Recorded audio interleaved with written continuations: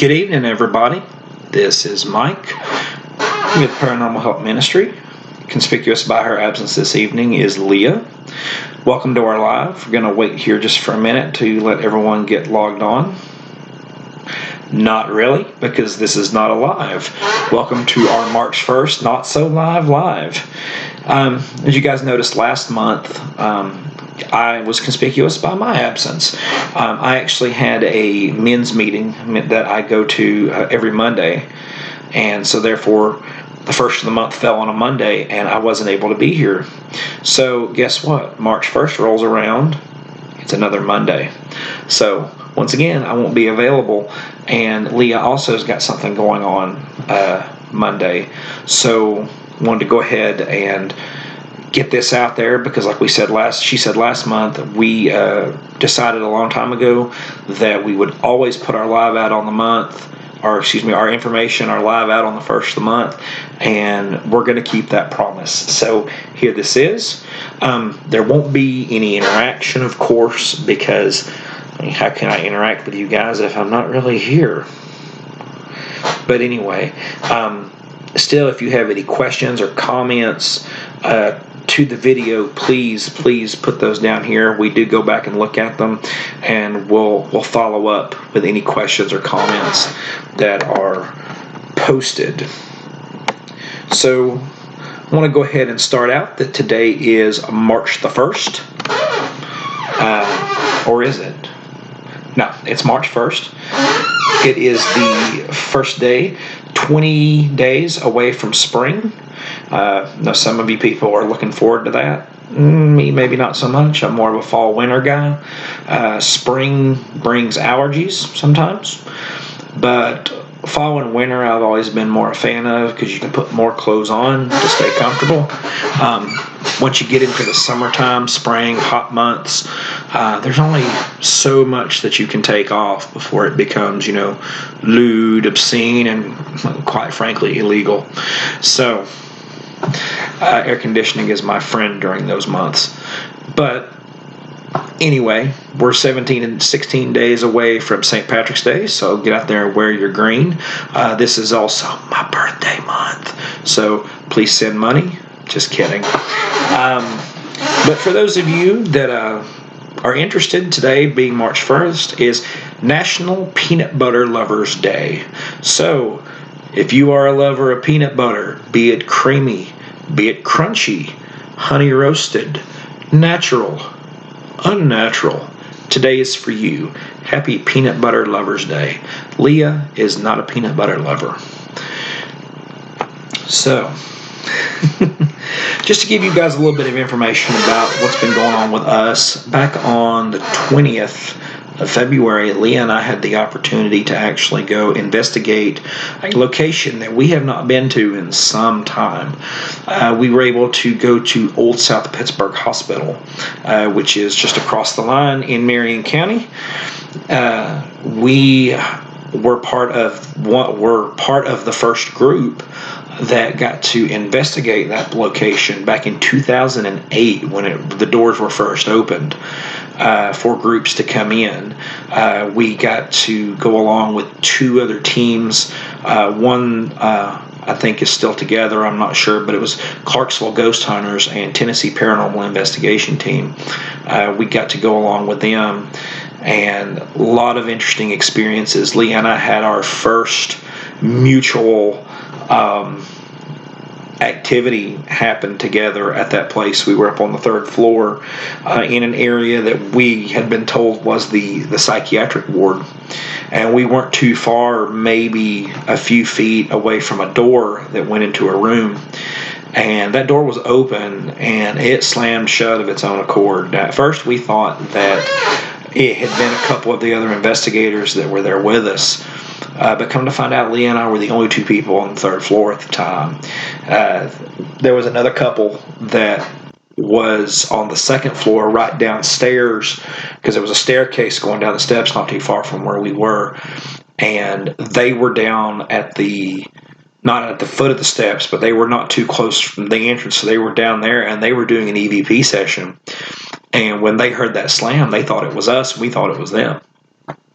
But long story short, that door was not shut by any human hand. So very, very interesting to say the least. But we got to investigate it one other time after that, and then we haven't been back. So we're talking 10, 12 years to actually get in there and investigate. Now, Leah and I did have an opportunity to go in there briefly just to take some photographs. A friend of ours was going to have an event there, and he wanted photos to make flyers out of.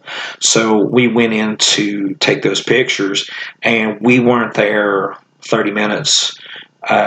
Leah started feeling a very oppressive presence was coming down on her, and we had to leave pretty quickly for her safety. But we had the opportunity to go back this past Saturday, a week ago, this past Saturday actually, and got some pretty interesting evidence. Now, my original plan for tonight was to try to compile a video of some of the footage that we had gathered. We're talking 4 hours worth of footage. Compile it together into a somewhat small format just to give you guys a taste of what was going on. Wasn't able to do that. I wanted to ensure that all of the video was reviewed before I put it together to let you guys see it. I don't want to just throw something together and be like, okay, here, watch it. I wasn't able to get the reviewing and everything done in time, so I am done with it now. So my plan is I'm going to do a little bit of maybe some graphic adding and whatnot, and then I'm going to release the raw footage onto YouTube, put it on our YouTube channel. The editing I want to do is we did catch some EVPs in the audio of the videos, and I'd like to tag those if at all possible. I'll try. I'm kind of 50-50 on whether I want to do that or not, because I would rather you guys pick it up yourself, because that's the only problem. And I'm not saying it's a bad thing. It's the only problem I have whenever I'm watching like a video on YouTube or something about a haunting, and they pick up an EVP and they put on there what they think it says. I kind of feel like that's leading me to believe, leading me to, oh, that's what it said, and it may be what it said, but you get what I'm saying. I don't like to lead people on. I like people to come to their own conclusions when it comes to our evidence. So I don't know. I may put on there that, we heard an EVP, but maybe I won't tell you what I heard it say. I'll let you guys draw that conclusion. I don't know. But either way, we're going to put that evidence out there. We're going to do all 4 hours of it. I'm going to try to break it up into more watchable increments, probably about anywhere between 15 and 20 minutes. So you don't have to sit through the entire investigation. You can watch it in increments. But I promise I'll make sure that gets put up on the YouTube page. And I'll also, once audio has been reviewed, which that's the next step, once I reviewed audio, if I pick up anything on that, I can also do it in a video format and then post that on YouTube as well for you guys to listen to. Digital pictures, we've actually got Polaroids that we need to look to kind of fine-tooth comb over. Anything we find in those, we'll put that up there as well. If you find anything in the digital photos, I'm actually put that in the video with the audio, put it all together for you. But either way, got to 4 hours total investigation time. We actually went during the day. We were there from 11 to 3 our time. So, and got activity. So don't let anybody ever tell you that you can't investigate a place during the day and get activity. We got activity. Now the difference being is, I've said it before, if there's something there, it's going to be there no matter what time of day that you go. However, once you start getting into the difference between night and day, that sounds like a saying, doesn't it? But when you get into the difference between nighttime and daytime, generally activity gets, especially in a darker haunting, activity starts to get a little more malevolent. once you get into the nighttime hours, because you're on their turf at that point. So I would gather to say that if we there's no if. When we return and do a nighttime investigation, we'll probably gather different evidence. Now, I don't want to give too many spoilers, but Leah and I did have some intense personal experiences that were caught on video. So I won't give away too much of that, but there is definitely still a presence at South Pittsburgh. As to what it is, not entirely sure. I've got my theories, but we are allowed to come back. We've been invited to come back, and we will attempt to try to get in on a nighttime investigation very soon. Now, it's going to happen, but when I say attempt, I mean attempt as soon as possible to get back up there. But great people. The staff that run that hospital now, the people that own it, have done an amazing job with cleaning it up. They've unlocked areas that we previously didn't have access to. They have repainted. They've gotten some original equipment that was in the hospital. There's a whole surgical area, an x-ray suite that still has the equipment in it. They're trying to get it back to more of what the hospital looked like in its heyday. And according to Paranormal Theory, if you are doing renovations to a place, generally that'll stir up activity, because it'd be the equivalency of, you sitting in your home and someone walks in and starts knocking holes in the walls. You're going to be like, hey man, what are you doing? You're going to try to stop them. So the theory is that, if there's entities or something residing in a location, when the activity, as in the renovation activity, starts, that'll stir up the paranormal activity. And there's a possibility some of that has gone on at Old South Pittsburgh, but 4 hours worth of video was a lot of review time, and you realize how much you don't like hearing the sound of your own voice. So I don't see how you guys listen to me talk. I'm kidding. So I'm going to get over here and we're going to get on topic, which I do my best to try to stay on topic. I got to move everything over here. Got my notes ready. And I've also got my phone here. I've got some information that I'm going to pull out of my phone later. But something I want to talk about, I've discussed it in lives previous, here and there, talked about it, but I don't think we've really done an in-depth study about this. But today I want to talk about familiar spirits. Familiar spirit, by definition, and I'm going to use the definition of a man that I found. His name was Pierre I'm going to say Riffard, because his name is Pierre, so I want it to be Pierre Riffard, but it could be Rifford, either way. His definition of a familiar spirit was an alter ego, a doppelganger, a personal demon, a personal totem, a spirit companion. It is the double, the alter ego of an individual. It does not look like the individual concerned, which I find that kind of interesting, because the definition of a doppelganger is a double, a duplicate of someone, and generally they look like you, but I digress. I'm just quoting the man. It does not feel like the individual concerned, even though it may have an independent life of its own. It remains closely linked to the individual, hence the terminology familiar. And the familiar spirit can be an animal. So, a little bit of info here on familiar spirits. And in short form, it is an entity that assists in folklore of the medieval and early modern times. It assisted witches and cunning folk in their practice of magic. Records of the time allege that the spirits could manifest as numerous forms. They could be an animal, but sometimes a human or a humanoid figure, but they were described as clearly defined three-dimensional forms, vivid with color and animated with movement and sound. Now that is, of course, in exact opposite to the description of a ghost during that time frame, which would have been a smoky vapor form. So this is a clear, vivid looking spirit. I mean, just as clear as you're looking at me. That's what these were seen. Now, during that time frame, when they served people that practiced witches, they were thought to be malevolent.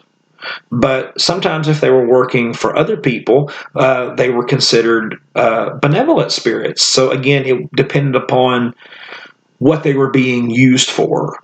The ones that were malevolent were considered to be demons. The ones that were considered benevolent were considered fairies. But the main purpose of a familiar was to serve the witch, young witch, sorcerer, whatever, while providing protection for them as they came into their new powers. Interesting thing about a familiar spirit in this aspect. Now, to come down here and give some examples of what could be familiar spirits. Now, they could be humanoid, but it says they were commonly small animals. Examples were cats, rats, dogs, ferrets, birds, frogs, toads, and hares. They could also be wasps, butterflies, pigs, sheep. Sheep. It's the plural and singular, no matter how you pronounce it. And horses. So all of these things could be familiar spirits. Now, let's think back to our childhoods and even now.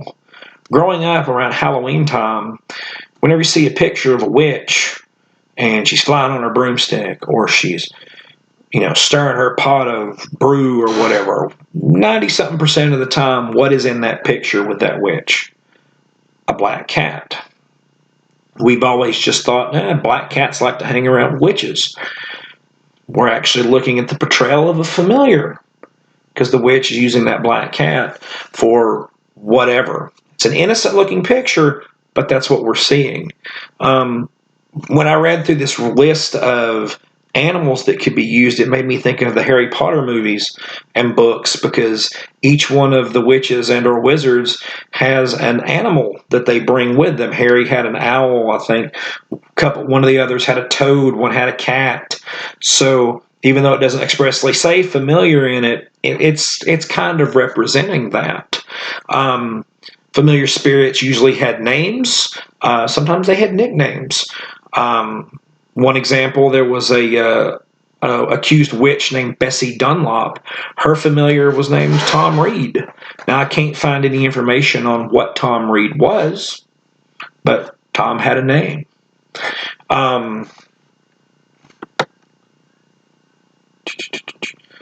There is a lot of mythology. I'm not going to have time to go into a lot of it, but there's a lot of familiars, information about familiars. They're most common, according to the information I pulled, they were most commonly in Western Europe. Some scholars believe that they were only present in the traditions of Great Britain and France.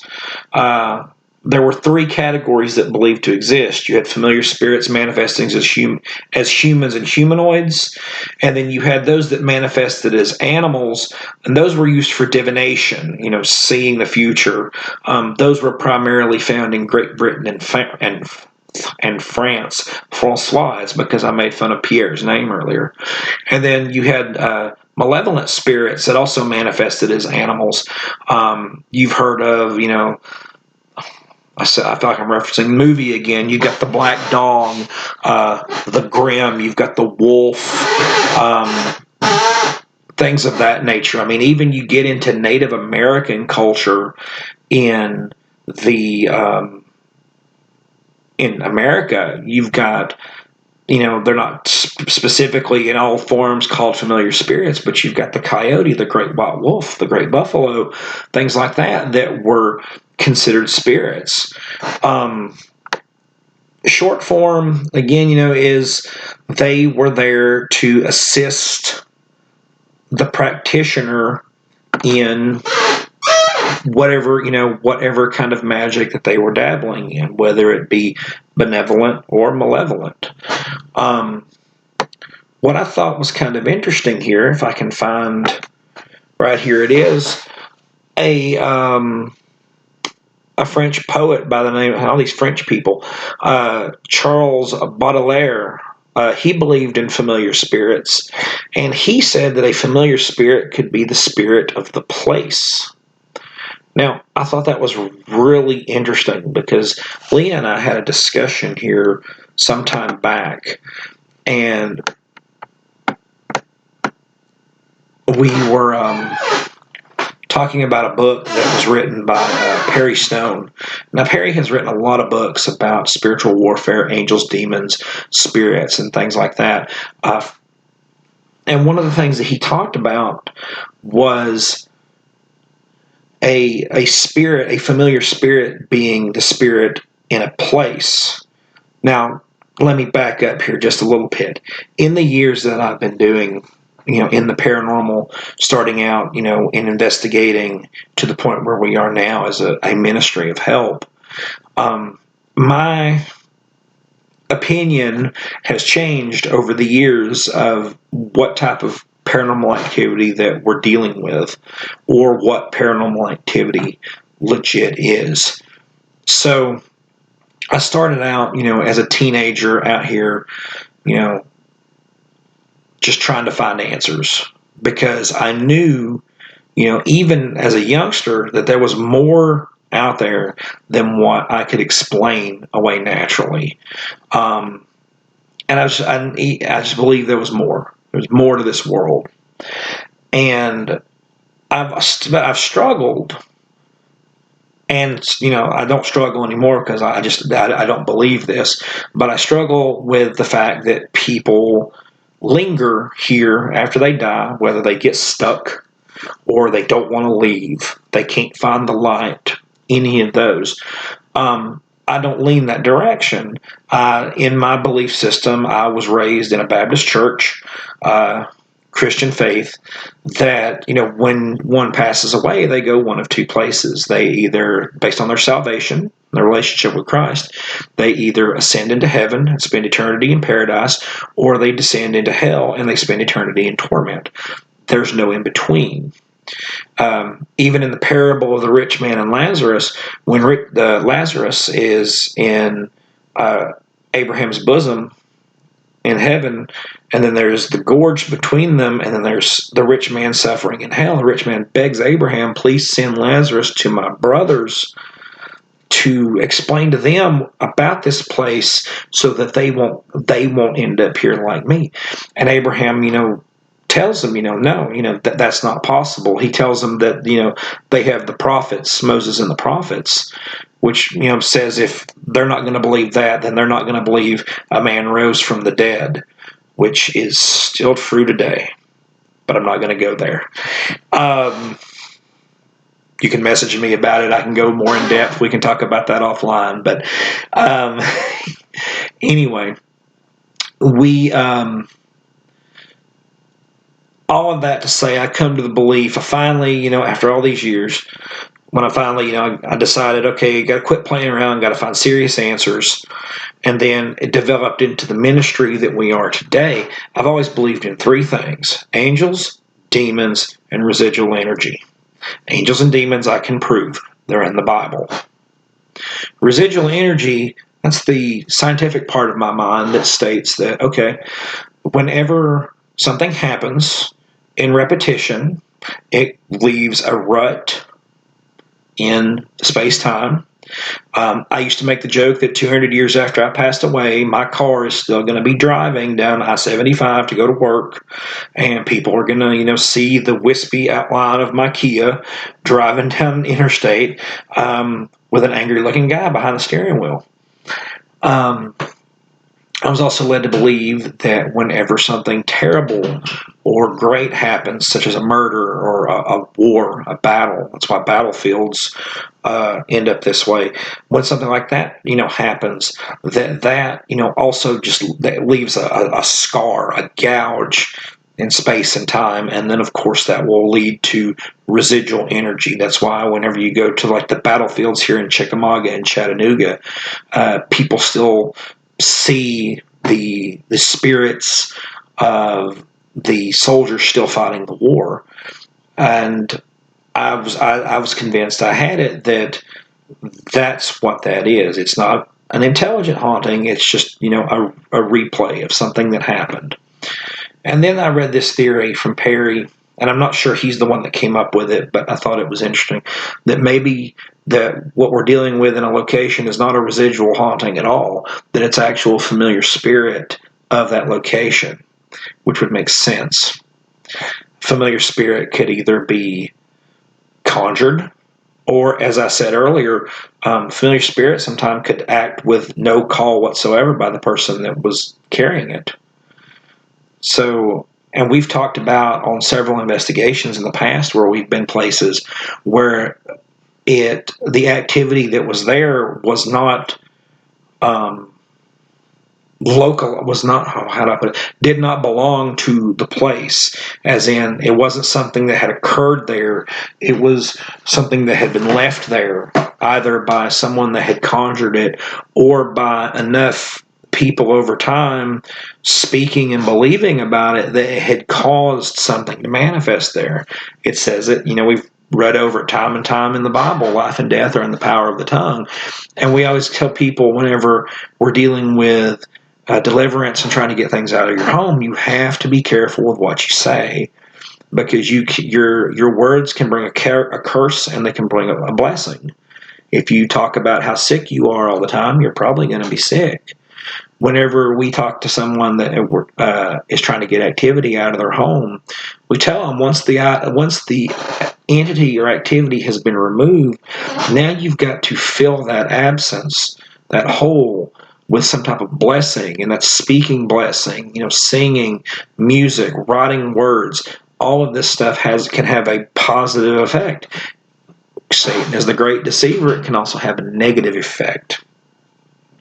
So you've got to be careful with what you say. So it's possible that familiar spirits can take over a location, and you think you're dealing with residual energy, but in reality, you're dealing with a familiar that has been left behind, that is working over that place.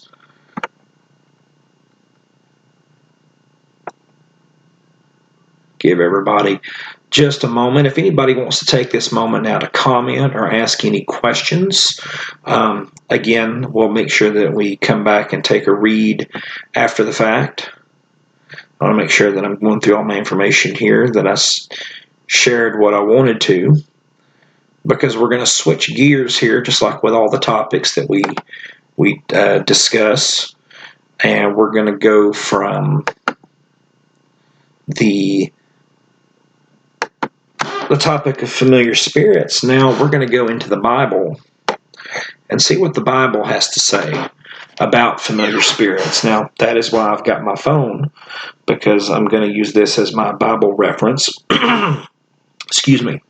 Now, just to give you a little bit of information, in the New Testament alone, the term familiar spirit is used 9 times in the King James Version, and every time that it says familiar spirit, it's referring to a demon.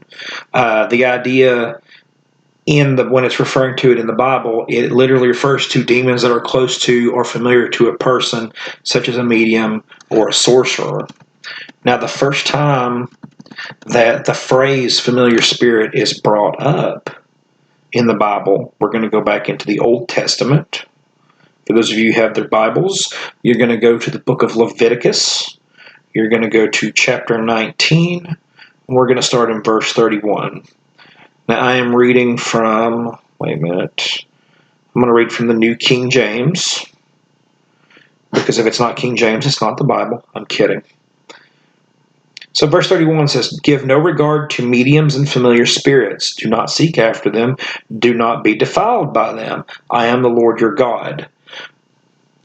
I mean, if you go throughout the majority of the Levitical, the Mosaic law, God's people were not to consult with mediums or fortune tellers. Now, I did a live study, I think it's been about a year ago now, talking about how that consulting with witch doctors, mediums, fortune tellers, and all that stuff, that is is seen as a sin before God, because what you're doing is you are looking for, God is where we're supposed to get our knowledge from. God is where we're supposed to get our wisdom from. And if we are trying to find answers from, these people, which, if I remember correctly, the word occult actually is derivative from the term secret knowledge. So we're looking for secrets through man, where man has communed with a spirit that is not God. And we're trying to find truth and knowledge through that. But God is the spirit of truth, and all secrets will be revealed through him. So if we are going elsewhere, then we are breaking, one of God's laws. Leviticus 20, we're going to move forward. Verse 6 says, "And the person who turns to mediums and familiar spirits to prostitute himself with them, I will set my face against that person and cut him off from his people. Consecrate yourselves, therefore, and be holy, for I am the Lord your God. And you shall keep my statutes and perform them. I am the Lord who sanctifies you." So, that's black and white God's opposition to involvement with people who communicate with evil or familiar spirits.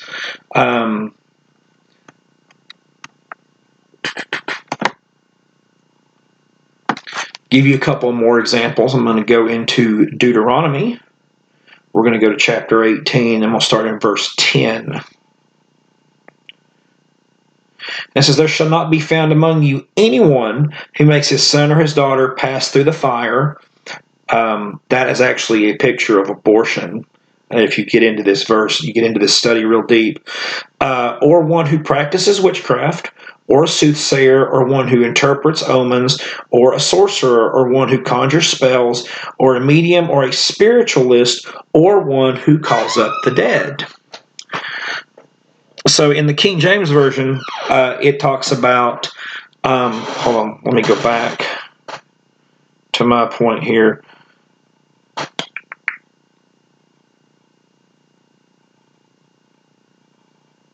I'll go back here and read,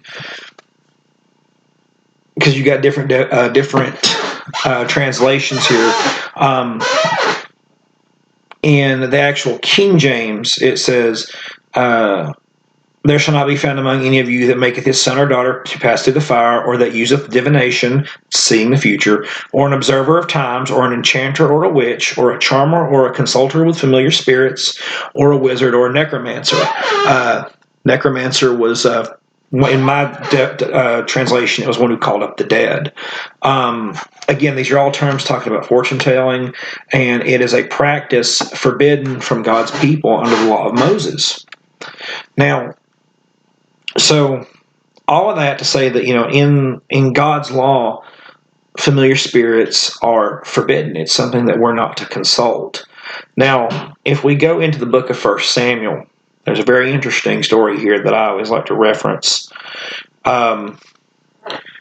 when it comes to familiar spirits. Now, during this time frame, we're looking at the reign of King Saul, the first king of Israel.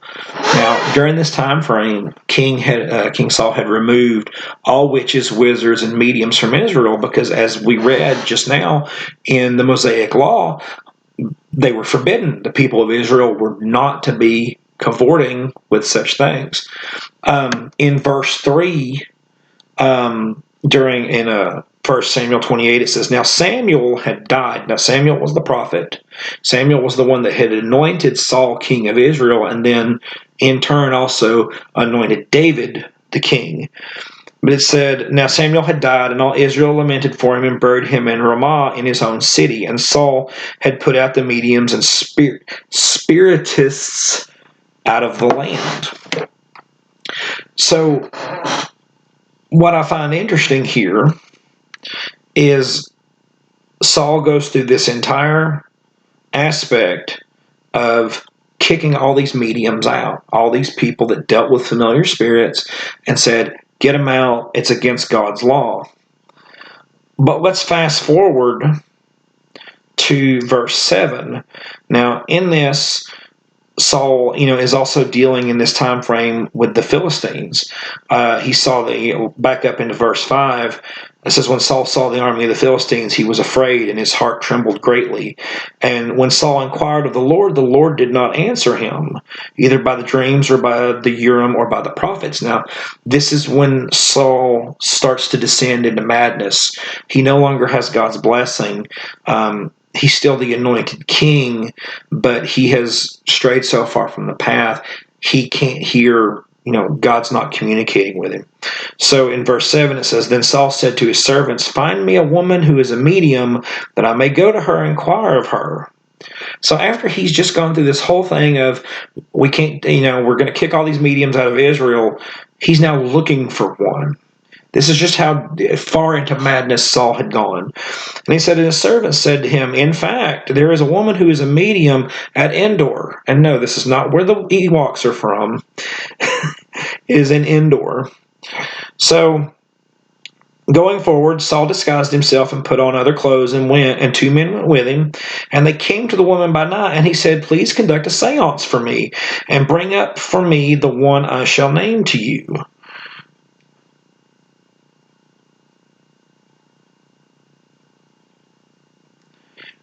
And then it says, the woman said to him, look, you know what Saul has done, how he is, because she didn't realize this was Saul, how he has cut off the mediums and the spiritists from the land. Why then do you lay a snare for my life to cause me to die?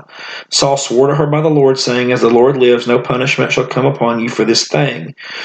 Then the woman said, whom shall I bring up for you? And he said, bring up Samuel for me.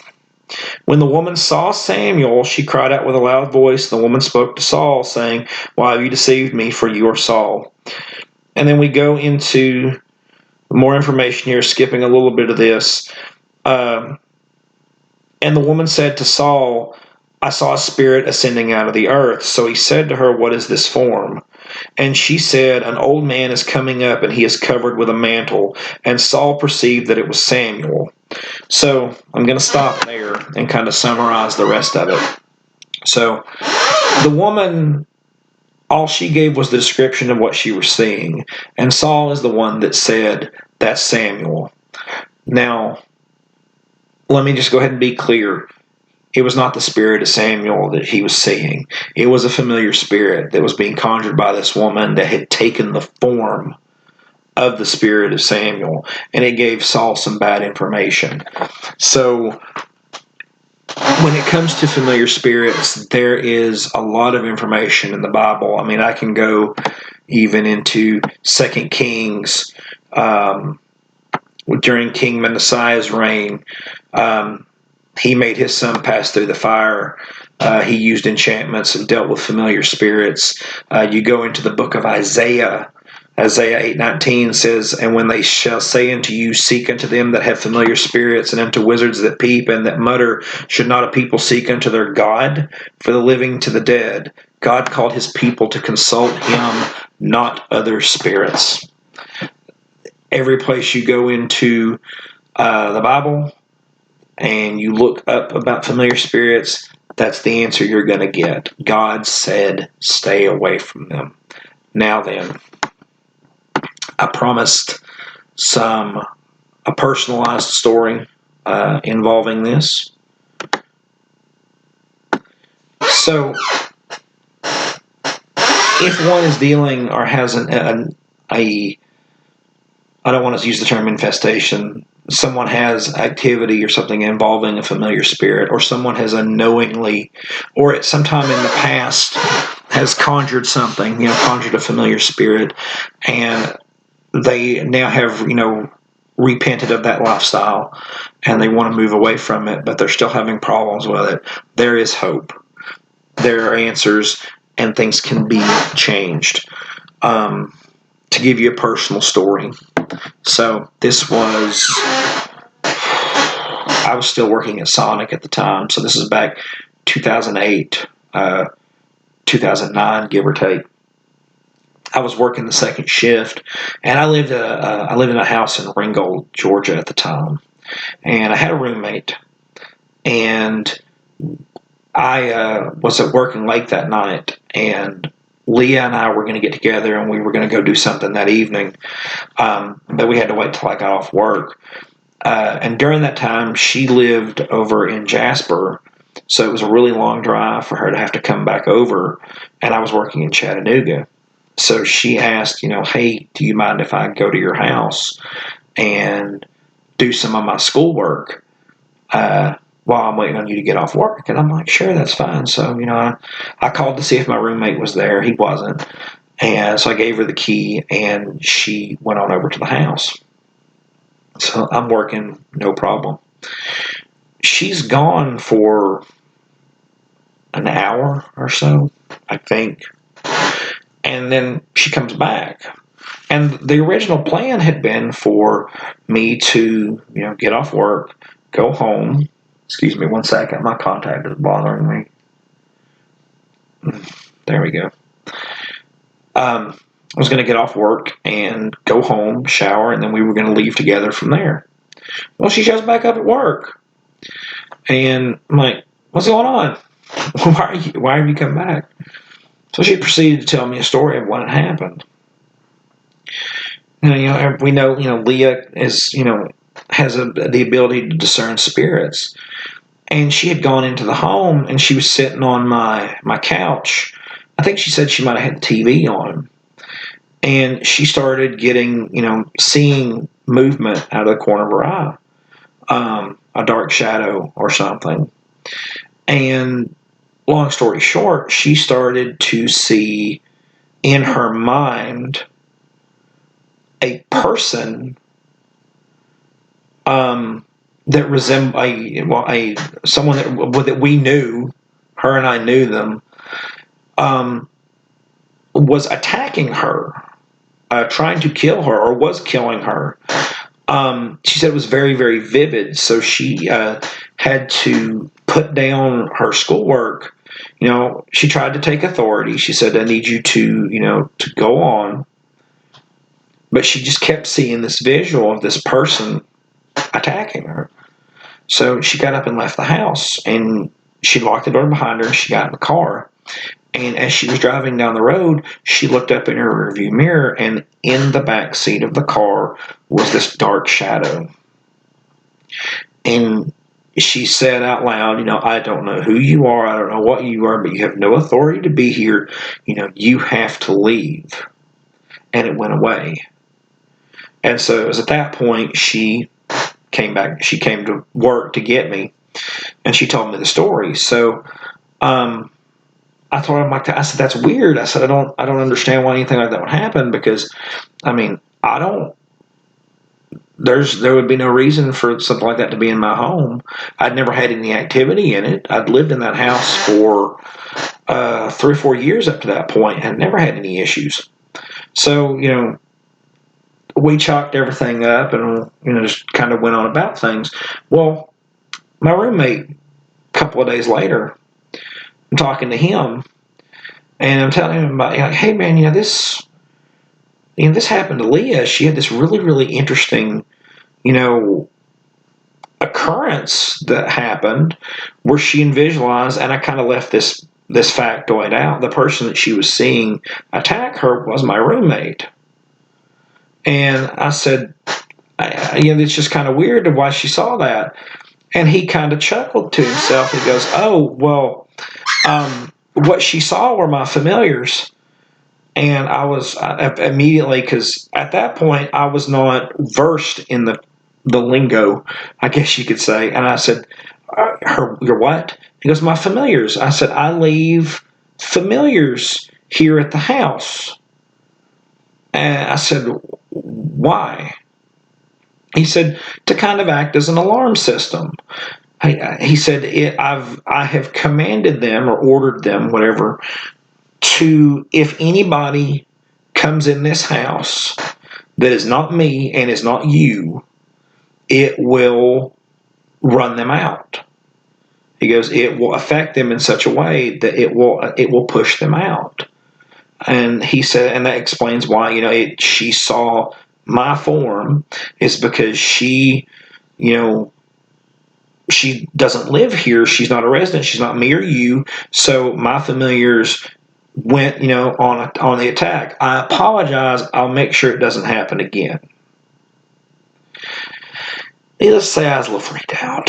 I knew that my roommate had a different belief system than I did, but I had no idea that he had conjured something like that in my home. Now, fast forward a few months, and Leah and I got married, and he moved out and she moved in. Well, one of the first things I had to do was bless that entire house, from top to bottom, front door, back door, attic, property, you name it. I took authority, I cleansed it, I spoke against it, I prayed against it, and we never had another problem. But it blew my mind when he told me that. He's like, oh yeah, I just set my familiars loose to guard the house. I was like, get your familiars out of here. I didn't say that, but I mean, that was that moment of just like, really. So firsthand experience, Leah and I and she can tell the story better than I can, of course, because she was there, and hopefully maybe I can get her sometime on here to recount the story from her perspective.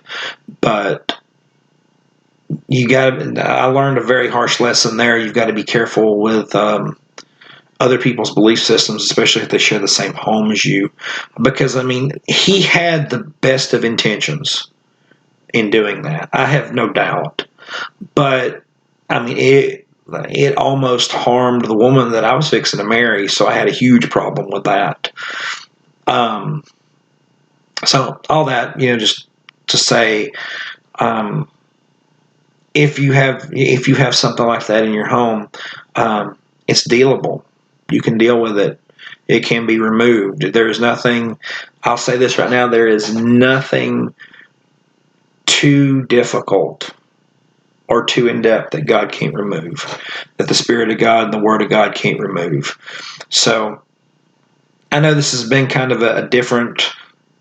Excuse me, I am so sorry. This has been a different show with it not being live. It's been, of course, more lecture than anything because there's no interaction here. But I hope it's been a good topic. I hope that you've learned something. I hope it's inspired you, if nothing else, to do more in-depth research on your own. In the amount of time that we get on here, there's no way that I could give you all the information on a topic. But our point here is to scratch the surface, to give you that information, to discuss it, to give you what the Bible says about it, and what can be done, what can be a resolution. And of course, there's always a resolution in something like this. It has to be God, and like I said, He can take care of everything. But remember, as we've said in the past, in order to deal with something like that, the person that's dealing with it has to want it to be gone. And that's kind of where the whole familiar spirit thing comes in. It becomes familiar to that person. And, is it going to be a fight to get it away? Of course, because it's familiar. It's familiar to you. You're familiar to it. But if you really, really want to get away from that kind of thing, it's easy. You can do it. We can help. Reach out to us. If you or anybody is dealing with, I've got to pull up some more information here. If you or anybody else is dealing with a familiar spirit attachment, or to you or to your home, please do not hesitate to reach out to us. There are multiple ways you can get a hold of us. There is our Facebook page. You can reach us on Messenger. You can email us at paranormalhelp@outlook.com. And then you can also reach us by our team phone number, which I'm sorry, even after all this time, I still have not memorized that phone number. 423-402-0386. Let me say it again, 423-402-0386. You can call us. If you're not comfortable with calling, you can text that number. You text that number, hit us up on Facebook, paranormalhelp@outlook.com. Please visit our YouTube channel. There will be if you're already on our Facebook page and you go to the About section under our website link, there is our YouTube page. You can go to YouTube and search Paranormal Help. Numerous ways you can get in contact with us. So just want to thank you guys for tuning in, bearing with us on our Not So Live. Next month is April 1st will be April Fool's Day. So we got to come up with, maybe we won't have a live April 1st. And that is on a Thursday. So all things considered, I should be here. Leah should be here also. I just recently received a promotion at work, so there is a possibility my shift might be changing. So we'll see how that goes. But as it stands right now, we will see you guys on April the 1st. Should be live this time. So have a great month, and we'll see you then. Thank you. Bye-bye.